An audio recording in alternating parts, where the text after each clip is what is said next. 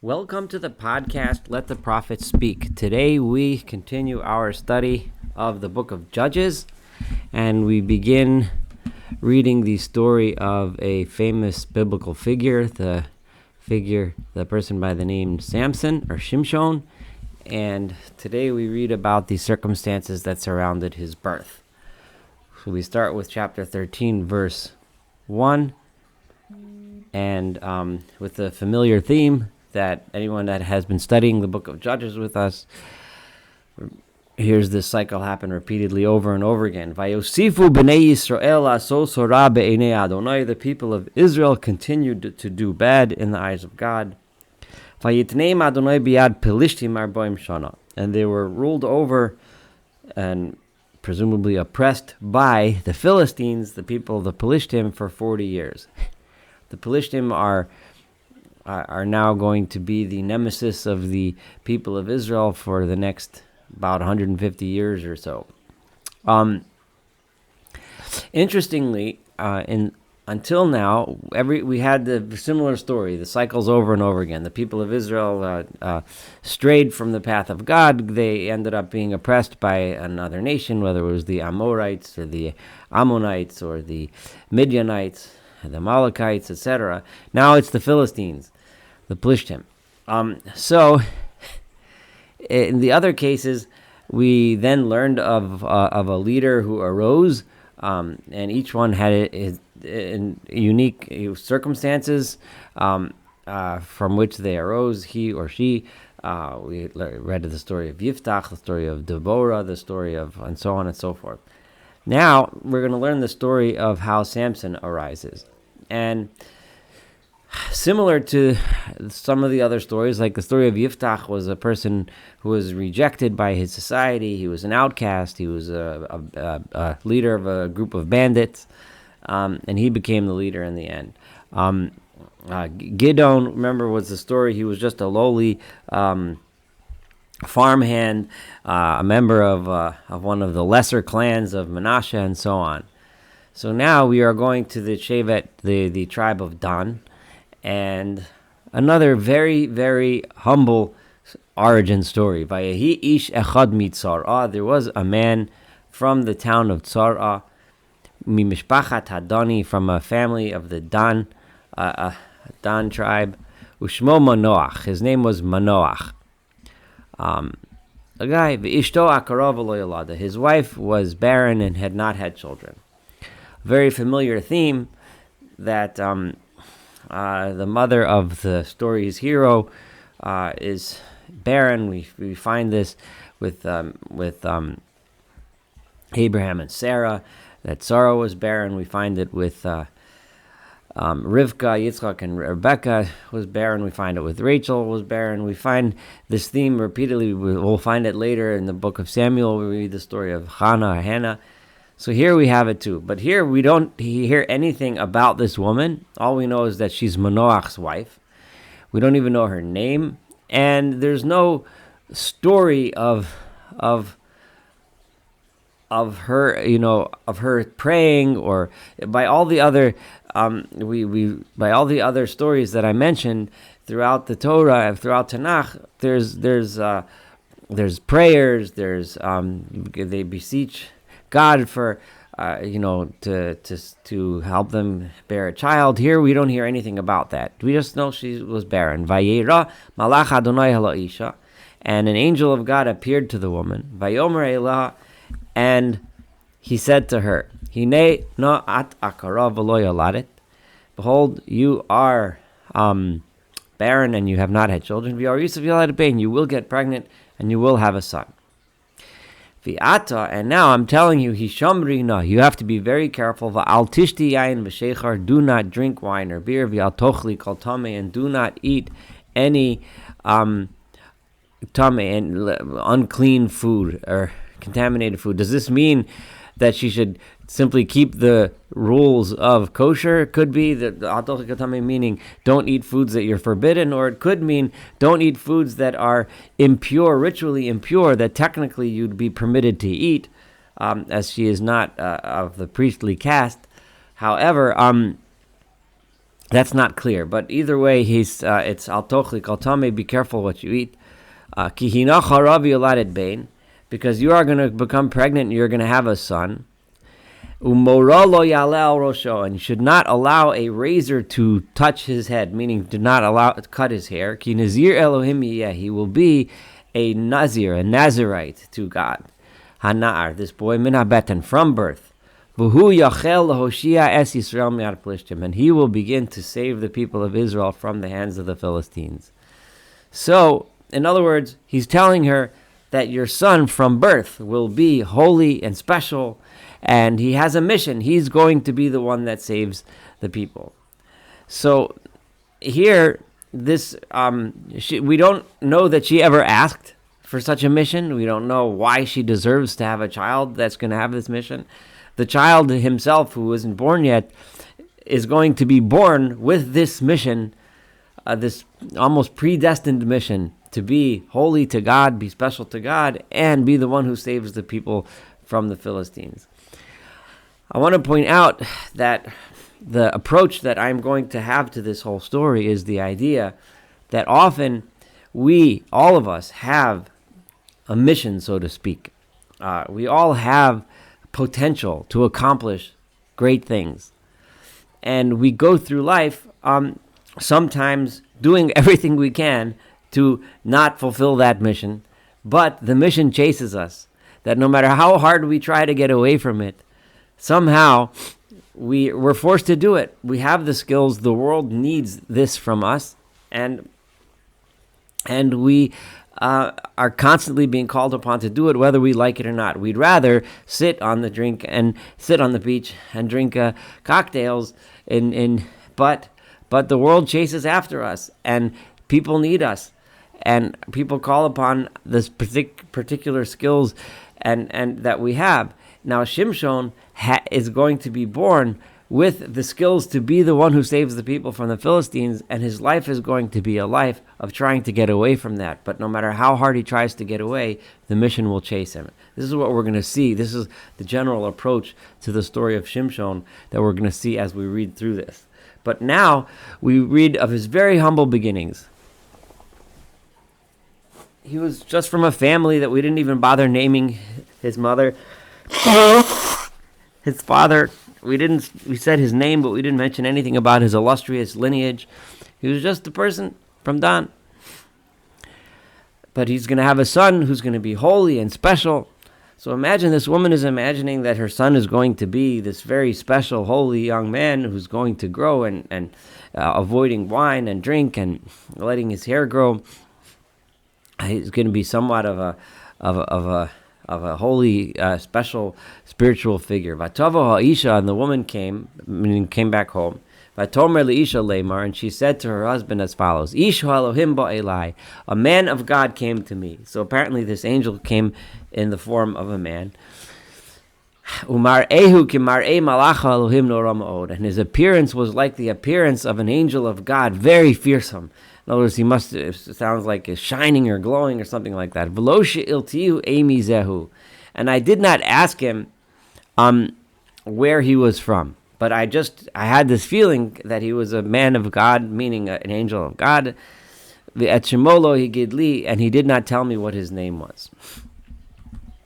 Vayomerli, and what he told me was as follows: Hinacharav yoladet bein, you're going to become pregnant, you're going to have a son.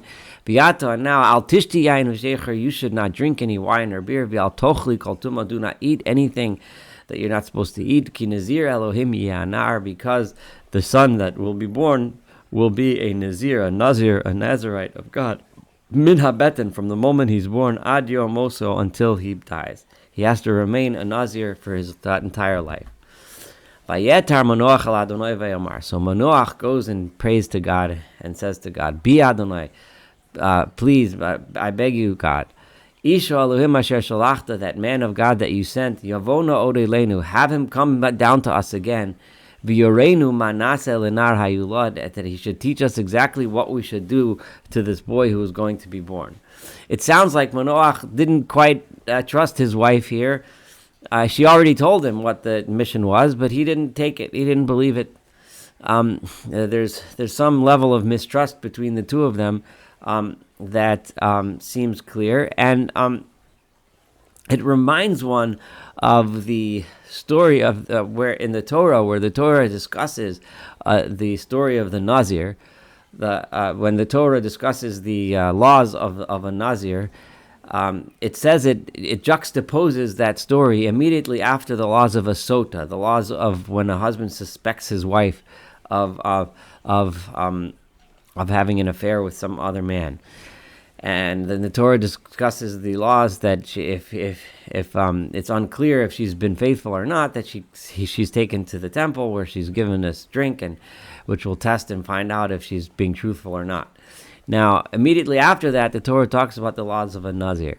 One gets the sense here, and there's a famous saying in the Talmud that if one sees a sota, if one sees a woman in the temple going through this process, that one should become a Nazir. One should separate himself through Nazirut. Now, what's the connection? There must have been 1,000 sermons about the connection between A and B. But one does get the sense here, you get this feeling of this connection here, even though it's not exactly clear what the connection is. There's some sort of mistrust between Manoach and his wife that's being made clear here. And maybe he suspects that she was not actually with an angel, it was with another man.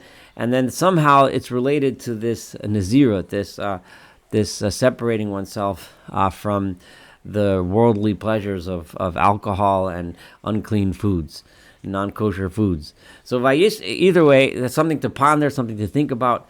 It's just glaring from these verses. Vayishma Elohim b'kol Manoach, and God listened to Manoach. God saw that Manoach didn't trust his wife, and he wanted this message to be clear that it really was an angel of God, and it really was a message from God. So Vayavo Malach Elohim od el Isha, the angel came down again to her, not to him, but to her. And Vihi Yoshevet basada Manoach Isha einima, and she was out in the fields, and her husband Manoach was not with her. But Timayra Isha, so then now, so the God seems to be making it clear that it is her, it is she, this unnamed woman who we don't even mention her name. It gives us the hint that she's not even being treated with the basic respect, not even by her husband. So God is making it clear that it is to her that the angel is coming, not to you. Not even though you meaning the man, the guy that is praying to me, I'm answering your prayer by sending it to her again. So she runs, Vataga, this is verse 10, Vataged li Isha, and she tells her husband, Vatomer Elav, and she tells him, Hine nira elai ha'isha asher ba vayom elai. The man that came to me the other day appeared to me again. So Vayakam Vayelach Manoach achar ishto. So then now Manoach follows his wife out to the fields. Vayavo Ish, and they come to the man. So Manoach sees that he's actually a man, and clearly he's appearing like a man. Vayomer lo, and he says to him, Ha'ata ha'isha asher dibarto ha'isha. Are you the man that spoke to the woman? He doesn't even say my wife. He says the woman. Vayomer ani, and he says, yes, I am that man. Vayomer Manoach. So Manoach said, Ata yavo divarecha. May your words come true now. Right now, may your words come true. In other words, we hope that it's true that my wife will bear a son. What are the rules that we should make for the boy, and how should we deal with him? Again, he didn't trust her, so he needs to hear it straight from the angel himself. So the angel says to Manoach, Mikol asher amarti elo isha tishamer. Whatever I said to her, that's what you should do. In other words, trust your wife. Now you see that I'm real. Now you see that she's not making up the story. Whatever I told her, that we should do. And then he specifies it again. He makes it clear that you should listen and trust her. But then he says further, Mikol asher yetze migefan hayayin lo tochal. Anything that comes out of the grapevine that from which wine comes, he should not eat. V'yayin v'shecher al taste. And she should not drink wine or beer. V'chol tuma al tochal. She should not eat anything inappropriate. Kol asher tzivisiya tishmar. Everything that I commanded her tishmar, that's what she must keep and observe. So again, this theme of his mistrust for her and the idea that God keeps on emphasizing that it is in her merit, that you have to trust her and listen to her, is being emphasized over and over again. So now Vayomer Manoach Malach Adonai. So Manoach said to the angel of God, Natra na osach v'naseh lefanecha gedi izim. Stay, let us keep you here a little longer, and let us make you some food to eat.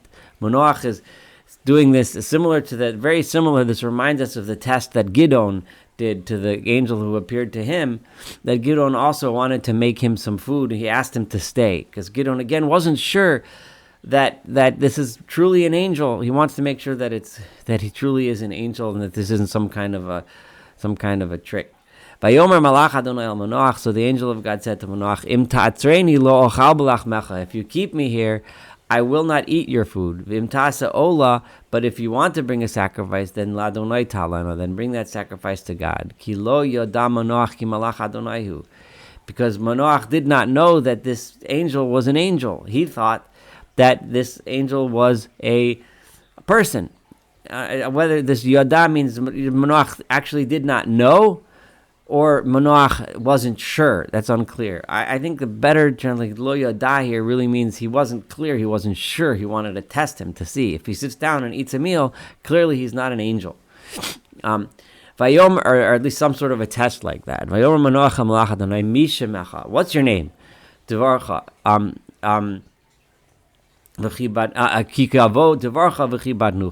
Manoach says to him, what's your name, so that when your word comes true, we will give you honor. Now remember, in those days, he could have very well have been a man that somehow was a fortune teller and was telling him what's going to happen. So Manoach is suspicious that maybe he's not really an angel of God, maybe he's just some sort of a fortune teller. So therefore, when your word comes true, we'll honor you somehow, but we need to know your name in order to do that. Vayomer lo malach Adonai, lama zeh tishal shmi. Why are you asking me my name?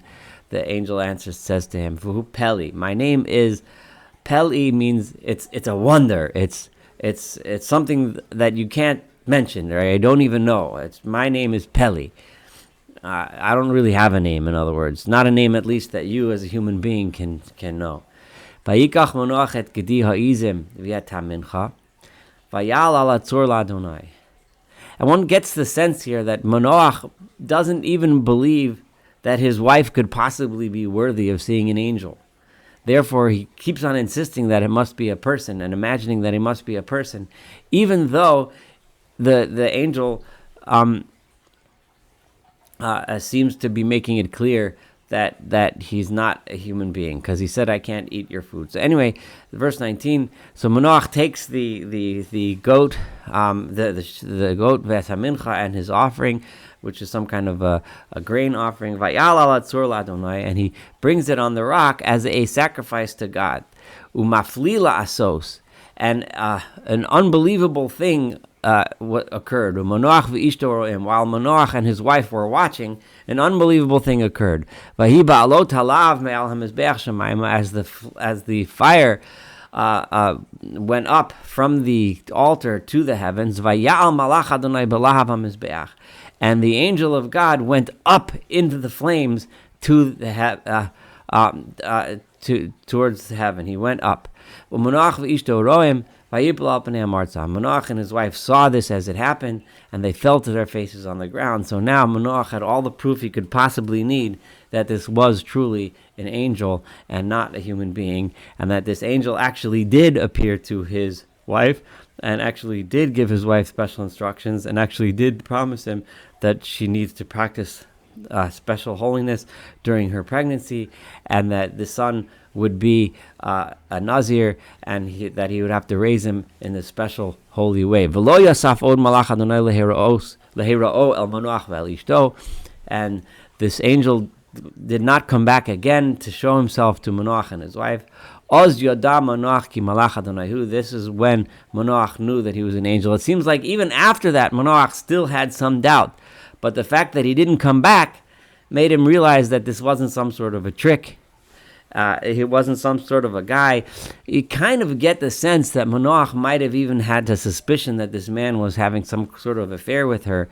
And he assumed that if he was a man and he was playing all kinds of tricks, that he'd be coming back and he'd catch him again with his wife.